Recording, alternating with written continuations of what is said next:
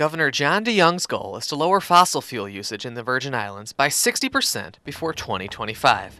Many energy experts think solar is a reasonable starting point. Using solar power in places like the Virgin Islands, which are very sunny and have a lot of nice solar radiation, means that you're actually going to get more bang for your buck out of using solar power in a place like that. Panels are mounted at an incline like this in order to best absorb the heat from the sun's rays. As you get closer to the equator, like in the Virgin Islands, the panel would lie flatter. And if you look at the islands in the Caribbean, they don't have the fossil fuel type resources either, but they have one thing much more so than Germany or Japan, and that is sunshine. Germany and Japan are two of the world's leaders in solar power, and they don't have nearly the amount of sunlight as in the Caribbean.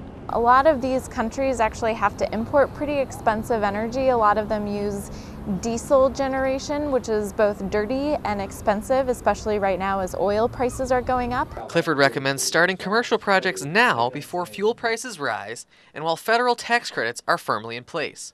But others are more skeptical. William Yateman is among the critics of the government funding alternative energy programs. Looking at the history, the wisdom of forever throwing greater amounts of subsidies, billions and billions of dollars at this industry that is always the energy of the future. But Clifford says costs for solar energy are already comparable to the current electricity rates from fossil fuels in the Virgin Islands, around 40 cents per kilowatt hour. We're on a track where we can see the grid parity, and that is going to be the real tipping point for solar, because once you get to grid parity, everybody's going to want this stuff. As the cost of solar move closer to the cost of electric, it could mean lower utility bills each month and help the environment by lowering pollution levels. Jacob Peklo, News 2.